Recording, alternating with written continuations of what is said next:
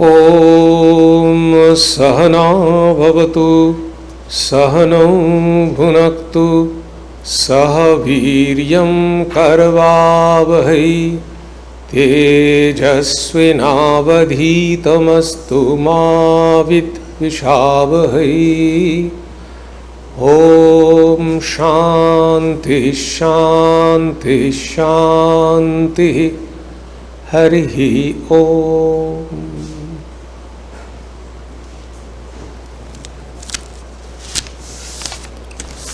Good evening, everyone. On behalf of Vedanta Society, Berkeley, I welcome you all to this evening's special lecture program, which will be delivered by Sw.Sarvapriyananda. It is my pleasure to introduce you to Sw.Sarvapriyananda, my brother monk of Ramakrishna order, as the speaker. I convey my thanks to him for accepting our request to deliver 2 back-to-back lectures at Berkeley.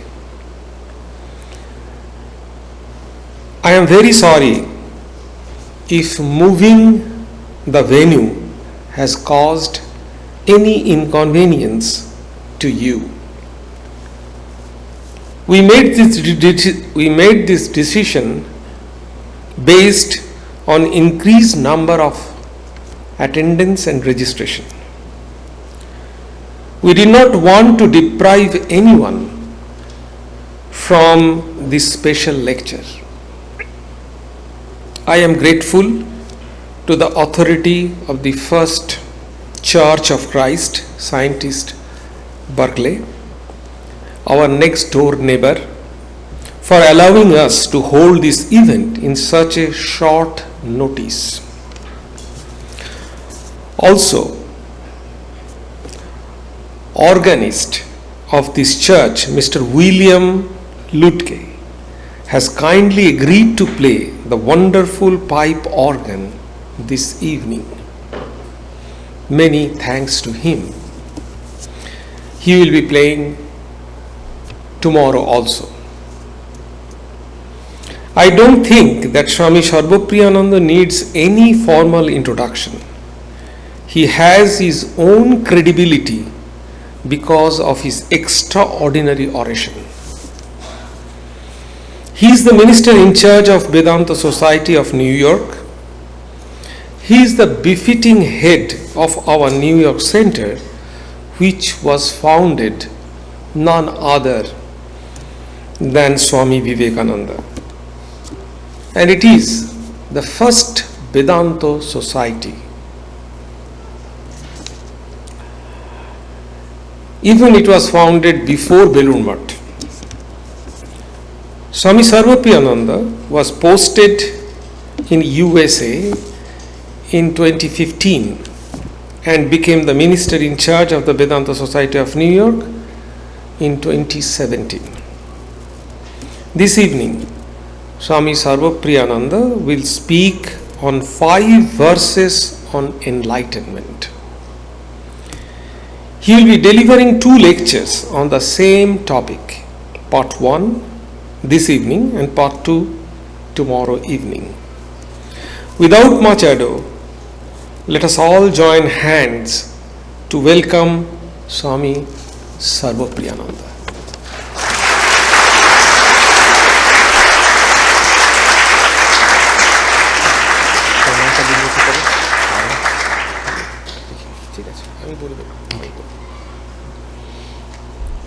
Om Asato ma sadgamaya tamaso ma jyotirgamaya mrityur ma amritam gamaya. Om Shanti Shanti Shanti. Om, lead us from the unreal to the real, lead us from darkness unto light, lead us from death to immortality. Om, peace, peace, peace. Good evening, everybody. It's wonderful to see so many people have turned up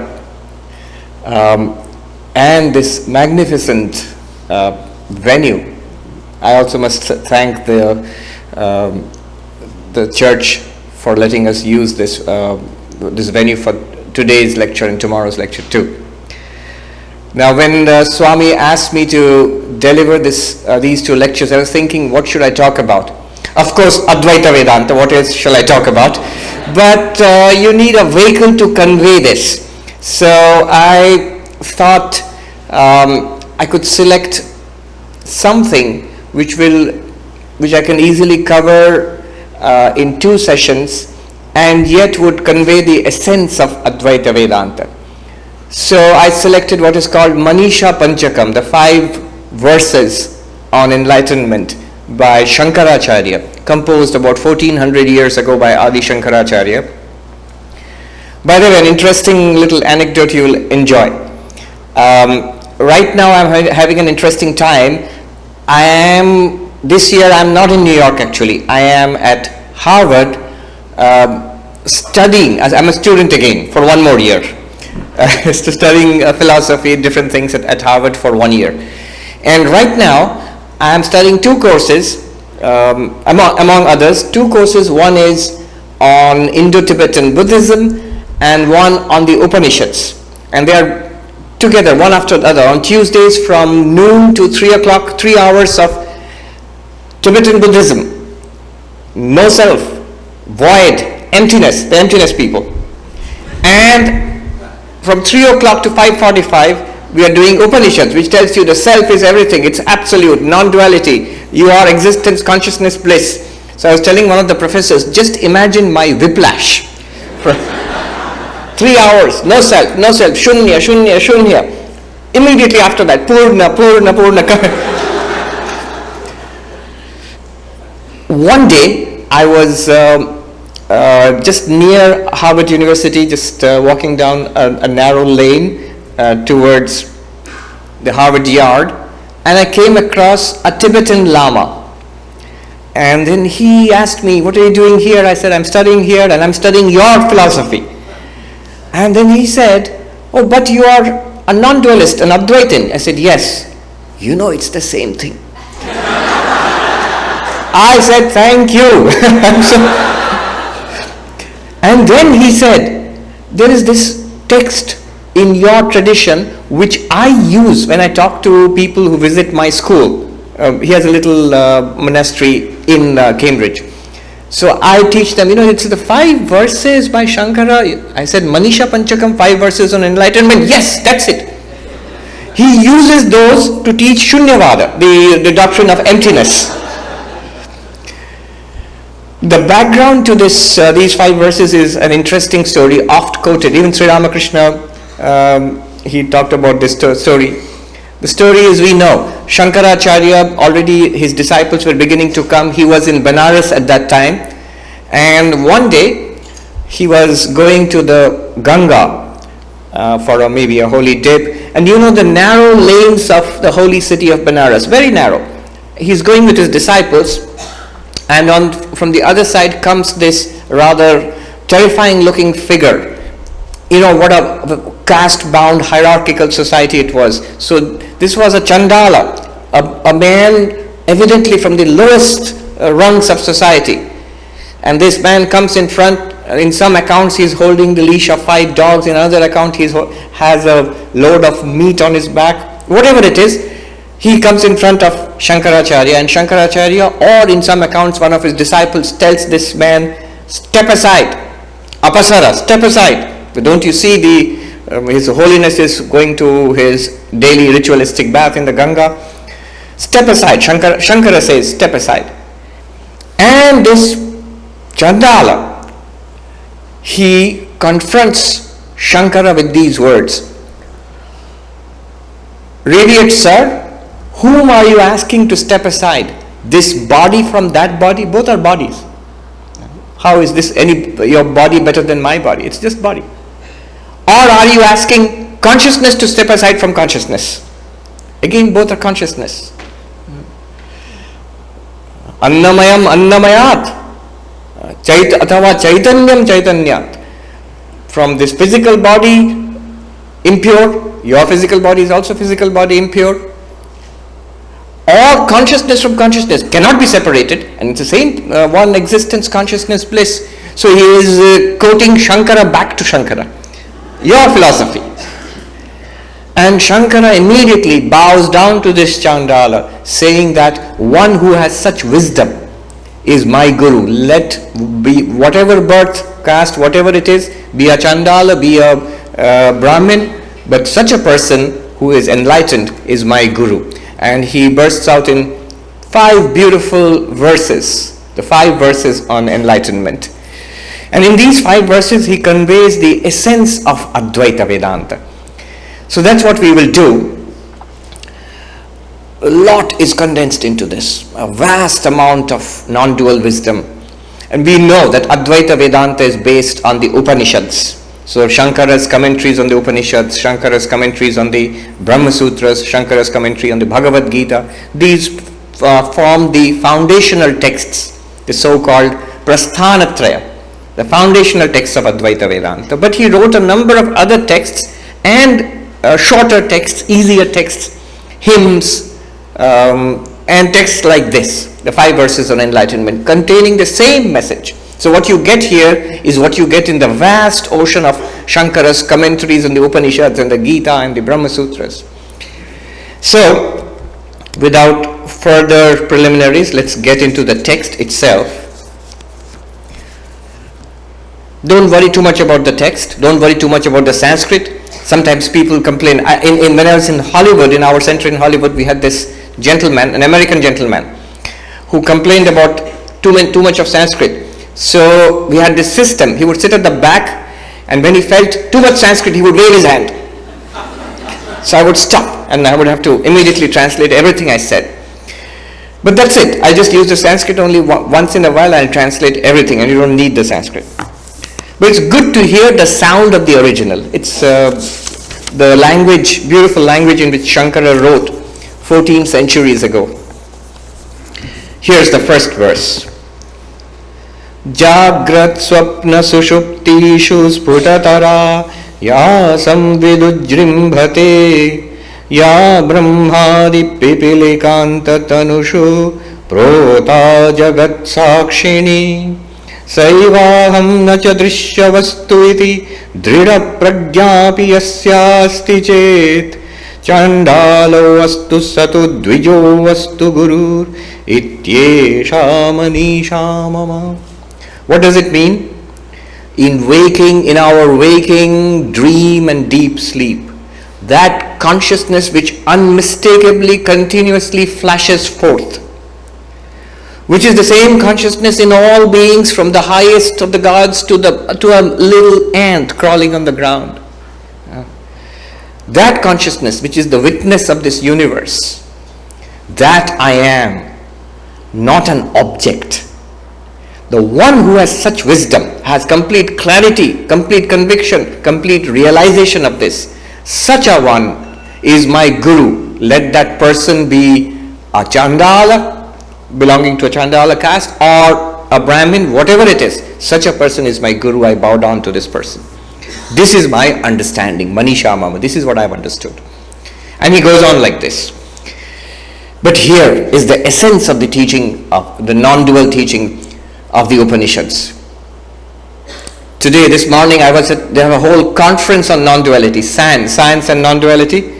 So I was saying there, here I have got 2 sessions, today and tomorrow. There I had 20 minutes to tell them everything that I'm going to tell you today and tomorrow. So I said, these people, the Upanishads, after that Shankara and others, these are the original sand guys. Science and non-duality guys. What is the teaching here? Consider our waking experience. The entire teaching of Advaita Vedanta, one thing to keep in mind here is, it's a very radical, unique kind of teaching. There is a particular kind of spirituality which is based on belief. I am telling you so, the holy books tell us so, the great masters tell us so, and so it is so, you have to believe it. This is not like that. It's not like that. It's based on our experience and on reason. There's a certain kind of spirituality which says that the goal is to, some place else, heaven, a Vaikuntha, pure land of the Buddha, whatever you call it, a perfect place which you have to attain, some other place, or even on this earth, a Benares or a Mecca or Jerusalem, some other place. Holiness, spirituality is attained there, but not here. There is another way of talking about spirituality. Then, that spirituality is separated from us by time, not now, after death, a post-mortem spirituality. After death, you will see God. I saw a big billboard when we were driving along. Big billboard. After death, you will see God. Rather ominous. So, it's there. I mean, we are not even saying that's wrong. But this is not like that. Here, the spiritual journey is not a journey of through space. You go from here to there. No. What we are going to talk about here in Advaita Vedanta is right here. It's not a journey in time after death, after samadhi, after a great meditative experience. After here, right now, right here. Not even an other. You see, when we talk about, sometimes we talk about God as an other. I am this, and there is something, some other reality, other than the self. No, not even an other. Right now, right here, you yourself, as we are right now. If that is so, then the problem is, then what kind of journey is this spiritual journey? If it's not a journey in space, that we understand, from here to there. If it's not a journey in time, that we understand, from now to then. If it's not a journey from the self to the other, that we understand. That one I will realize, that one I'll have a vision of, that we understand. If it's not that, then what kind of spiritual journey is being talked about here? It's a journey from ignorance to knowledge, from not knowing to knowing, from not realizing, from not seeing to seeing. A truth which is present here. See, when you get enlightenment in Advaita Vedanta, enlightenment is, it's not that we realize, oh, I was a suffering, insignificant, little sentient being, a jiva. Now I am Brahman. Before enlightenment I was that. After enlightenment I am existence, consciousness, bliss, Brahman, whatever you call it. No, that's not what's going to happen. What's going to happen is, I realize I was always this. I never saw it. So it's a journey from not knowing, not seeing, not realizing to realization, to seeing, to catching what is always present, always shining at us all the time. How do you do that? Not in rhetoric, not just by believing. Actually, they will show us and we will see. We've got time today and tomorrow to attain enlightenment. So, let's see. Now, I can't guarantee that, enlightenment, but what I can assure you of is that if we attend to what Shankara is saying in these 5 verses, we will leave with a clarity about what Advaita Vedanta is telling us. And that, believe me, that's a very great acquisition. That's something really worth having. A clarity about this. It's interesting. Why is it interesting? What's the most interesting thing in the universe? We must admit, I, me, myself. And this is about you. This is about us. This is absolutely about you and nothing else. So that's why it's interesting. Now, let's go into it. The first verse. Shankara is telling us, consider our waking experience. How do we experience this world in our waking world? Notice that we see many things. Let me take an example. You see here a book right now, if you see. Remember, all that we will do, all that Shankara is asking us to do and all I'm asking all of us to do is just to listen and to relate it to what we are experiencing now. Just to listen and notice, is this true? So what, we see many things right now. We experience many things throughout our day. Here is one experience. You are looking at a book. Experience 1. Here is another experience. You are looking at a piece of cloth. Experience 2. Here is another experience. You are looking at the microphone. Experience 3. You are seeing 3 things. Now, let me give an example here. Each of these 3 things is lit up by the same light. That light which is shining here, when I show you the book, it is that light illumining the book. When I remove the book and show you the cloth, it is that light which is reflected on the cloth and goes to your eyes. When I show you the microphone, it is that light which is reflected from the microphone and goes into our eyes and we see the microphone. One light, object changing, light unchanging. Our experience changing. Book experience is different from cloth experience. Cloth experience is different from microphone experience. 3 experiences. Why are the experiences different? Because the objects are different. This is one object, this is another object, this is a third object. The objects are different, but that which lights up these objects, that's the same light. That has not changed. You will say, yeah, get on with it. We understand what you are saying. But notice, that's exactly what is happening to us throughout the day when we experience various things. The experience, you are constant. So from you wake up in the morning and smell the coffee and you get ready for office or school and you go out of the house, you hear so many things. You smell, taste, touch, see so many things. All of them are lit up by the one same consciousness which you are. The same awareness, I'm using the words consciousness and awareness indiscriminately. Same awareness, consciousness, because what he uses the word here is samvit.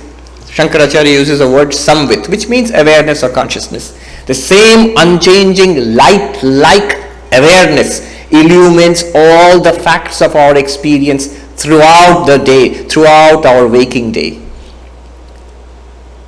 Think about it. Every experience, whatever you see, awareness is illumining what you see. Of course, there is the object, there is a light coming from that object, entering the eyes, and then somehow from the eyes, it goes like little tiny bursts of electricity in our optical nerves to the brain, and there somehow, the operative word is somehow, nobody knows yet. Up to the brain, up to the neurons in the brain, scientists can track with increasing precision what's going on there.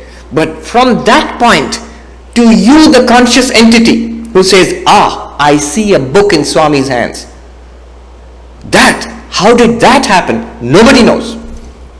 Especially if there are neuroscientists here, you will back me up by saying that really that's true. That point, one neuroscientist said, it's like the miracle of water into wine. We understand water. We understand wine. But water into wine, that we don't understand. The biblical allusion to that miracle. I remember seeing a cartoon of some graduate student maybe doing a lot of equations, and his guide is standing next to him. And the equations are in 5 steps. First step, second step, third step, lot of mathematics. Fifth step, lot of mathematics. Fourth step, it says, a miracle. And the guide is telling the student, I think you need to work on the 4th step. So how it happens we don't know, but we have an experience of seeing a book. This is called the hard problem of consciousness. How neuronal, physical activity is suddenly transformed into a first-person subjective experience. That is the whole problem. Anyway, and then next you see another thing, a cloth. The object has changed, the activity in the nervous system has changed, but the same consciousness illumines it. And then you see something else. You hear a sound. You smell coffee maybe, you taste coffee maybe. All of these experiences are all different from each other, and yet they are all illumined by you the awareness. Then what happens? After some time, we fall asleep. And in our sleep we dream. Maybe you dream of going to a park or seeing people, and there are different kinds of experiences. Now, what Shankaracharya here is saying is, in all those experiences, which are definitely dream experiences, definitely in the mind, projected by the dreamer's mind, notice one thing. It is the same consciousness which gave us the experiences of the waking world. The same consciousness continues illumining our dream experiences. There is no break in the consciousness. The contents of the consciousness have changed. The entire state, the waking state, which was illumined by consciousness, that has gone now. The distinction is our sense organs are shut down. We are lying in the bed, we are not aware, we are not actually physically seeing anything, hearing, smelling, tasting, touching anything. No. All of that is happening only in the mind. That's what we call a dream. Only in the mind. But Shankaracharya is saying, I am not interested in that. I am interested in the fact that consciousness continues to illumine the contents of your dream. This is an interesting thing about Vedanta. When we talk about the three states of awareness, waking, dreaming, deep sleep, the moment you talk about dream and Vedanta, the first thing that people have is Freud has spoiled all of us. So the first thing is, I dreamt this. What did that mean? I saw this. What did that mean? What is the meaning of this dream? Your analyst might be interested. Your therapist might be interested. Shankara is not interested. He is not interested in the contents of our dream. Oh, really? Then what is he interested in? He is interested in you, the dreamer, not in what you are dreaming about. Sometimes people get shocked at the attitude of an Advaitin. Somebody went to a monk in the Himalayas and was talking to the Swami there about his problems. And the monk shot back to him, snapped back and said, I am not interested in your problems. The man was shocked, It's how cruel is that? I am not interested in your problems. I am interested in you. I am interested in you. What does that mean? See how a little gap opens up between you and your problems. How a little gap psychologically opens up between, I am not my problems. I am interested in you. The same consciousness continues in the dream state, unchanged. And then the dreams also cease. The mind also goes to sleep. Earlier the body and the physical organs have gone to sleep, sense organs. Now the mind also goes to sleep. No more dreams.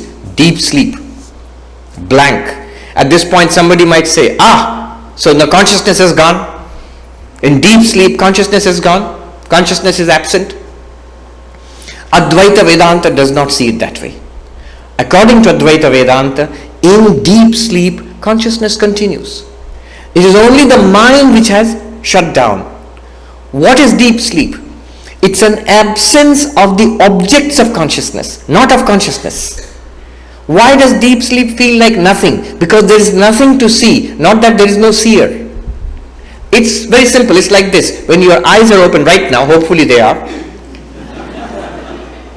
Now I know the Swami was telling me how difficult the traffic is from San Jose and big day at office, and then you drive all the way, and Vedanta talk is soporific. It just puts you to sleep. Eyes are open, you see so many things. Now just for a moment, try it. Let's close our eyes. Nothing, blank. But can we say that we are not seeing? In one sense, you can open your eyes now. In one sense, the eyes are exactly the same. They're functioning exactly the same. We've just put a little lid of skin over it. So the objects are shut out, but the eyes are still seeing. What else have you done to the eyes? Nothing else. Similarly, consciousness keeps on shining. There is nothing to be conscious of. Sense organs are not working, so no information is coming from outside. Mind is not working, no dreams to see. Blank. Not even the fact that I am sleeping. That's still the mind. That's also shut down. So Advaita Vedanta treats deep sleep not as as an absence of experience. Rather, deep sleep is an experience of absence. There was a famous philosopher here, Larson. He passed away last year, Gerald Larson. He was an expert in Sankhya philosophy. I remember I saw him in Calcutta, and there was a conference on consciousness studies, scientists and philosophers. They couldn't come to any agreement. Now, Professor Larson asked a neuroscientist, Professor, let's answer this. In deep sleep, according to neuroscience, is there consciousness in deep sleep? And he said, no. The way we define consciousness, now that was then. Now I'm reading papers, they are admitting there is a basal level of consciousness continuing in deep sleep also. Anyway, so the scientist said, no. The way we define deep sleep, there is no consciousness in deep sleep. And Professor Larson said, according to Sankhya and Vedanta, in deep sleep there is only consciousness. This is the what does it mean? Only consciousness? Consciousness without an object of consciousness. That's why it seems to be nothing. Another person gave a very beautiful example about deep space. Sunlight is coming through deep space and then coming to the earth and illumining the earth. A bright day, blazing bright, especially in California. Now, in between the sun and the earth, if you look at space, it seems dark, black. It's full of light, but there's nothing to reflect. If a comet comes, we see a beautiful tail of the comet because it reflects the sunlight streaming through space towards earth and it shines there. Similarly, without any objects, we feel there is nothing to see. I am unconscious. No, you are not. In deep sleep, Shankaracharya says, consciousness continues. Jagrat, Swapna, Sushuptishu. Jagrat, waking. Swapna, dreaming. Sushupti, deep sleep. Samvid ujrimbhate. That consciousness which unperturbed shines forth continuously without a break. All changes, suppose you say, no Swami, that does not seem to be right. In waking, in the morning, I feel very alert. Afternoon, not so alert. And at night, I feel completely tired. And so I'm sometimes more conscious, some more alert, sometimes less conscious, sometimes I feel no consciousness at all. This difference is not a difference in consciousness. It's a difference in the mind. The mind can be fully alert and active, just like a healthy body, energetic. Or the mind can be tired and drowsy. But the tired mind is lit up by the same not tired consciousness. That consciousness, you are. That is what Shankaracharya is saying. Sputatara, unmistakable, blazing forth, most clear. We are not, see, Advaita Vedanta is not talking about something very abstract, very subtle. Sometimes it is subtle, but sometimes I think we do a great disservice by keeping on hammering on the subtlety of the Atman or Brahman or consciousness. People think that, it's too subtle, too abstract, nothing. This is a concrete world. It is more concrete than this world. One person was considered to be enlightened in Himalayas. He was asked that, do you think, in Hindi they asked, this Brahman you experience, what is it like? Brahma kaisa hai? Is it something very subtle? Is it a concept? Is it some philosophical understanding? Some kind of mystical experience? The words he used were interesting. This monk, in replying, he said, if you know what you're looking for, you will see this universe is packed with that reality is without any break, without any interruption. It's an absolutely unmistakable reality shining forth all the time. I'm trying to use English words. Those of you know Hindi, he used the words thasa thas bharpur.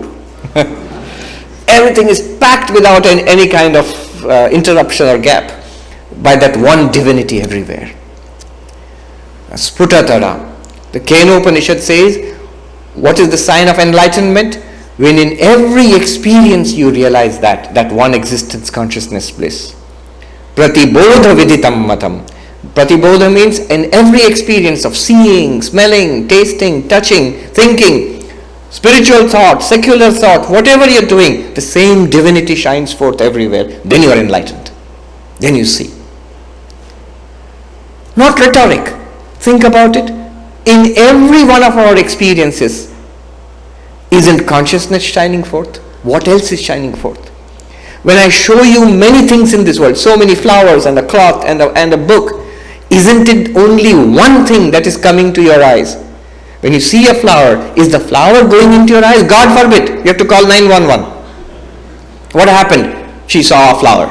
No, it's the light which goes into your eyes. When you see a book, it's not the book which enters our eyes, it's light from the same light. When you see a piece of cloth, same light is going into our eyes. All that we see, everything that we have ever seen in our lives and which we will ever see in our lives, the only thing that actually physically enters our eyes is light. In the same way, just as when you see all these things, you are actually seeing light. When we experience anything in this universe, in every experience in the universe, it is we the awareness, the consciousness, the samvit which is shining forth. Shankaracharya says, Putatara. How does it shine forth? In every experience of waking, dreaming, deep sleep. It is consciousness alone which is revealing the content of that experience. Whether it is actually physically seeing, hearing, smelling, tasting, touching, or mentally dreaming, thinking, remembering, desiring, loving, hating, consciousness, or just blank, nothing. Today in the SAND conference, I was having a conference with this spiritual teacher who lives in Berkeley, is a philosopher, scientist, and spiritual teacher, Hamid Almas. So he was asking a question. If Brahman is all that exists in Advaita Vedanta, then why all this? You see the question?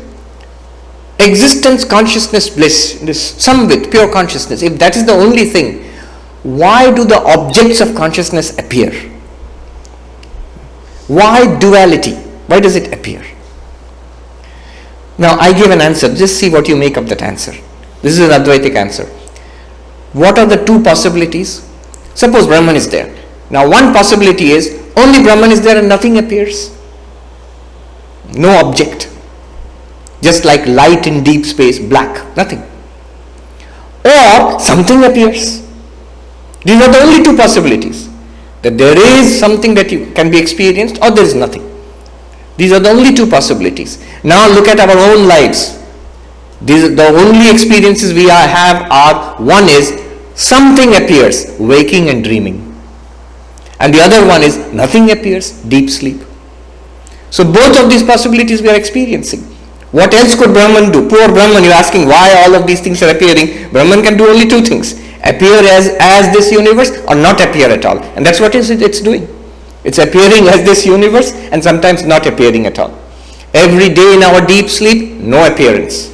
And in the entire cosmic cycle, when the universe is, we say creation, existence and dissolution of the universe. When the universe is dissolved, no appearance at all. Brahman alone exists with the power of Maya. And again something appears. Anyway, that was the answer I gave.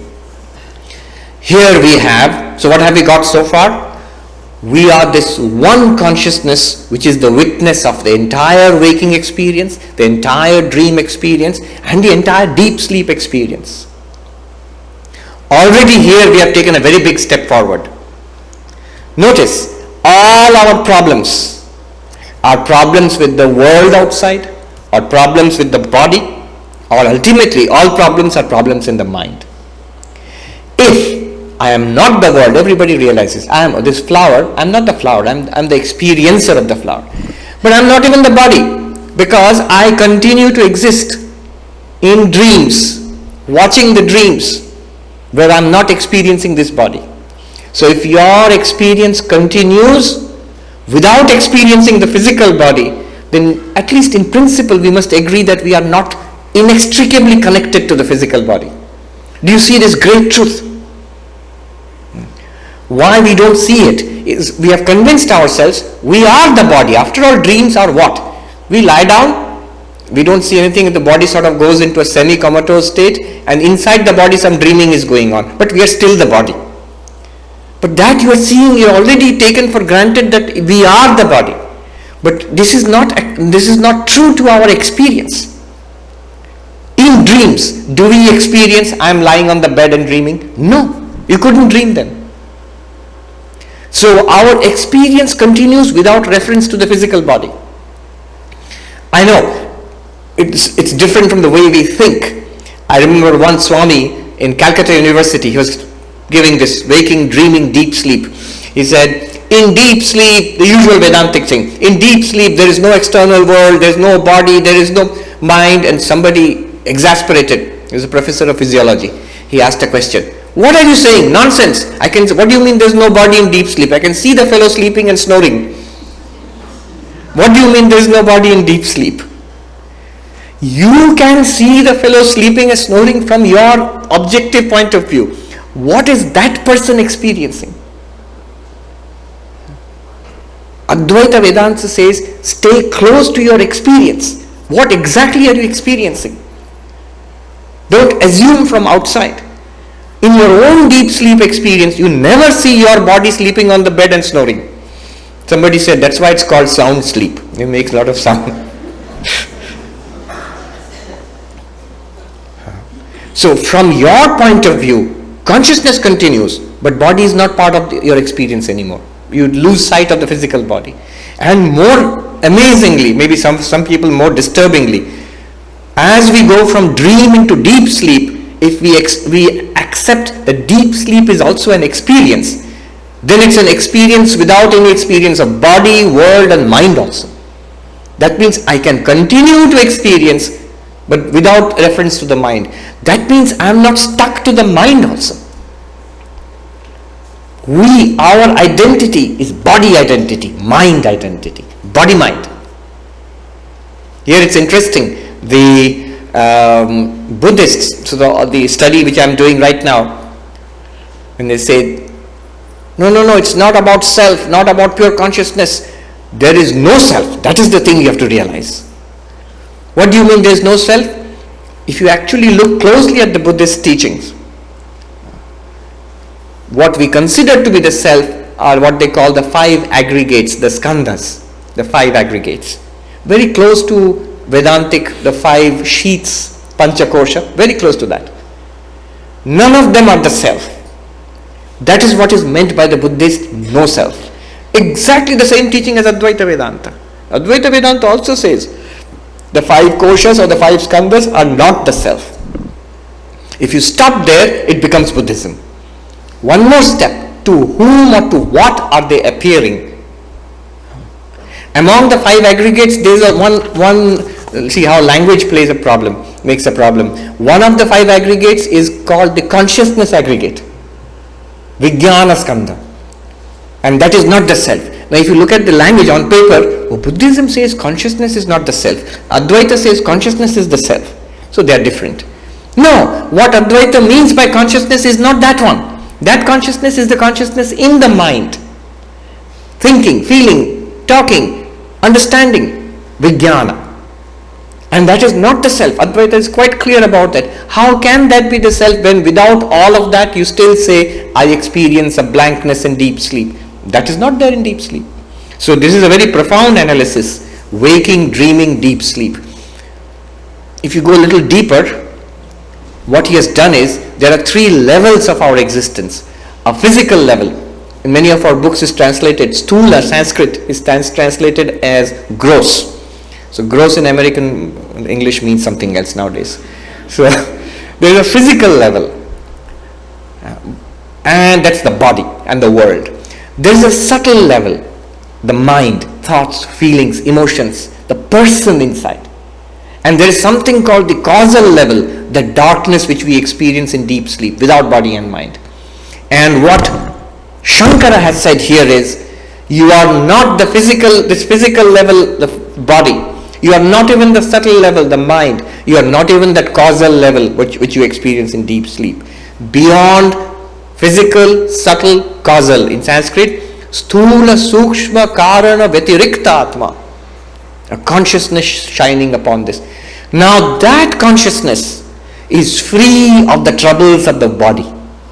It can't get the flu. Consciousness doesn't get the flu. No. I am overweight. Which I? Consciousness is overweight? No. Physical body. It's right there in our experience. We don't see it. We mix it up. In Hindi, I don't know, how many of you understand Hindi? Oh, so many understand Hindi. Okay, and for those of you who do not, I do not understand Hindi, I'll translate, because the words, I've heard it in very simple Hindi, but very powerful.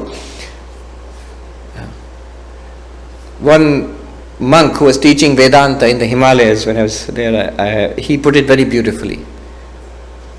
जिसका जो स्थान है उसको वहीं पर रहने दो. Then you'll be free. The thing, where a thing belongs, keep it there. So when the body belongs to the physical level, you do not belong to the physical level. Don't mix it up. Don't bring the body up to your level. I am the body. No. It's physical, let it be physical. And all the phenomena associated with the body are physical. Let them remain at the physical level. Don't put it upon yourself. Mental. What is mental? Let it remain at the mental level. Thoughts, feelings, emotions, desires, memories. One person was feeling bad, I'm losing my memories. Elderly gentleman, is 95. I said, you are the witness, unchanged witness of the sharp memory, the keen memory. Now you are watching the memory slow down, unable to remember. Remember, you are the same consciousness. You are not the failing memory. He said, I feel so free thinking about it. Okay, let it work. Well, as long as it works, it works. And consciousness in its own place. Don't put the consciousness at the physical level. I am the body. No. I am the mind. No. Body and mind are there at their level. Now, a great question comes. That, alright, I am the consciousness, not the physical body, not the mind, not even the causal level, the deep sleep level. I am the consciousness which is an experience or the witness of all of this. Very good. Body can get old. I don't get old. The mind can slow down. The mind can be depressed. Mind can be unhappy. I am the witness of the unhappy mind, but I am not unhappy. It may sound strange to say such things, but actually it works. Simple. Just this thing. I am unhappy. Somebody comes and says, ask that person, were you always unhappy from your birth? Every moment of your life unhappy? No. Sometimes you are happy? Yes. That person who was happy and this person who is unhappy, are they the same person? Yes. Then how can the person be either happy or unhappy? Happiness has come and gone, unhappiness has come and gone. If you were inextricably tied to unhappiness, you would be unhappy all the time. But unhappiness is no part of you. You shine upon the unhappiness in the mind and you say, oh, here is unhappiness. You don't say that. You say, I am unhappy. The person says, actually I'm translating again from Hindi to English. Actually, Hindi is very funny. The person said to the monk, no, but I am both. That's the kind of argument we'll give. No, I'm both. Sometimes happy, sometimes unhappy. And in Hindi, the monk said, kabhi gadha, kabhi gao. Sometimes a cow, sometimes an ass. No, logically it's impossible. So, unhappiness of the mind or happiness of the mind is integrally no part of the witness consciousness. This witness consciousness, which is free of the problems of the body and the mind. Now, two questions. Let's say one question now. Let's take up one question. How many such witness consciousnesses are there? Here there are 400 people, at least 400 bodies. That we know because we can count. Swami has counted. So 400 bodies are there. How many minds are there? We'll say around 400. How do you know? You can't count the minds. Yes, but You have the psychology department at Berkeley University, they'll come with questionnaire, ask you questions, same question, different people will get different answers, preferences, thoughts, opinions, opinion poll. So many different points of view, so many opinions, so many ideas, which means different minds. Our minds are also different. 400 bodies, 400 minds, how many consciousnesses? 1 or 400? If you say each of us is separate consciousness, separate body, agreed. Separate mind, agreed. Each of us is a separate witness consciousness. If you say you are a Sankhya philosophy, ancient Sankhya philosophy, they say each conscious being is separate. Yes, free of the problems of the body, free of the problems of the mind, but separate from each other. If you say no, one consciousness in all beings, then it is Vedanta. Krishna says in the 13th chapter of the Bhagavad Gita, he's talking to Arjuna. He uses two terms, field and knower of the field. Kshetra, kshetragya. Field and knower of the field. What is the field? The body is the field. And who is the knower of the field? Consciousness which knows this body. Body means physical body and subtle body, mind. Body and mind is the field, and you are the knower of the field, the one who knows this body. How many such knowers of the field? How many fields are there? Billions. How many knowers of the field are there? Krishna says in the second verse of 13th chapter, Kshetragyam chapi mam vidhi sarva kshetreshu bharata. O Arjuna, in all these fields, there is only one knower of the field. And that's me. Krishna says that I am that knower of the field. Actually, he has answered two questions here. One is, how many consciousnesses are there? He says one. And the second question is, here you are talking about body, mind, consciousness. If somebody asks, here you are in a church, you are a monk, you are a religious figure. What about God? You have not mentioned God once. Krishna says, there is one consciousness shining in all bodies and minds, and that is God. I am that one consciousness in all bodies and minds. We are all united in that one divinity which shines through our minds, our senses, our bodies. Kshetragyam chapi mam vidhi sarva kshetreshu bharata. And that Shankaracharya here says in the second line, Ya brahmadi pipilikanta tanushu prota jagat sakshini. There is one consciousness, not only in this body and this mind, but the same consciousness shining through all bodies and minds, not only through all human beings, from the highest God, Prajapati Brahma in the Hindu pantheon, down to the tiniest ant crawling on the ground. One consciousness. Bodies are many, minds are many, but one consciousness shining through all of them. That is the conception of God in Vedanta, Advaita Vedanta. Brahmadi Pipilikanta Tanushu, from Brahma to the little ant, Proda, which is shining in and through. And a beautiful word he uses, Jagat Sakshini, and in the feminine gender, she who is the witness of the entire universe, of the world. Well, great. What about me? Saivaham, I am that. You are that consciousness.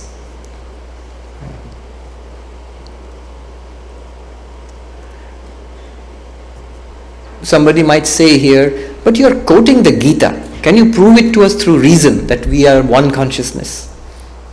Think about it. Why should we not be one consciousness? We can prove that you are not one body because bodies are different. You can count them. You can even prove that we are not one mind because what you know, she does not know. What she knows, he does not know. So knowledge is different, minds are different. But all difference can be accounted for by difference of body and difference of mind. Why would you say consciousness is different? The objects reflecting light are different. But does that make light different? No. So pure consciousness is one and the same, shining through every body and mind. That's the reasoning. Think about it. Of course, the Sankhyans don't give up so easily. They will give a number of reasons to say why consciousness is different in everybody. Let me give you one or two of the reasons and I will stop at this point. Objection. No, not only bodies are different, not only minds are different, consciousness is also different. Why? Very nice objection. You can immediately answer the objections now. One objection is, when one is awake, another is sleeping. Always you can see in the class. There was this story about somebody giving a talk, and he saw one lady was dozing off, and her daughter was sitting next to her. And he said, "Hey, wake up your mother." And the daughter said, "You put her to sleep. Why should I wake her up?" So here's the question. How can consciousness be the same? One is awake and another is sleeping next to that person. So how is consciousness the same? What will be the answer? Waking and sleeping does not depend on consciousness. Here the mind is awake, here the mind is sleeping. That's all. Body is awake, body is sleeping. That's all. Another question, an objection. One is dead, another is living. How can the consciousness be the same? Answer. It's the body which is it's the body which is living, another place the body has died. Consciousness remains the same. Another more difficult question, objection. One person is enlightened, another person is not enlightened. How can the consciousness be the same? Enlightenment is not in Brahman or Atman or consciousness. Enlightenment and lack of enlightenment is in the mind. So, all these ancient Sankhyan objections we can easily answer now. That consciousness I am, not this physical body, not drishya vastu, no object. But I just say one thing and before I conclude today. The body is an object. Just a few months back, a doctor wrote to me from Edinburgh saying that for decades I have been examining bodies. And just recently I had a stunning epiphany, a stunning realization. I was looking at the scans of some patient's body and I thought, this is not that patient. This is the body, it's a thing. When I look at the scans of my body, I say, this is a thing. It's just a thing like this. It's a thing. It's not me. I am not this thing is not me. Now, for him it was a stunning realization because he has been dealing with this for decades and decades. But it's a powerful eye-opener to him that this thing which I can scan and look at every little detail, I can examine it, it's a thing. It's an object, a very complicated, powerful thing. But it's not me. This strong intuition he got. And he wrote a long email to me about it. This is what Shankaracharya says. I am that one consciousness which shines through all beings, shines through my waking, dreaming and deep sleep. Never an object like the body. The one who has this firm clarity, this firm realization, such a one is my Guru. Be that one a Chandala or a Brahmin or whoever. Now you think that only one verse today, how are we ever going to complete 5 verses? But don't worry, this is the real foundation. The other 4 we will glide through happily tomorrow. Thank you very much and good evening. Thank you.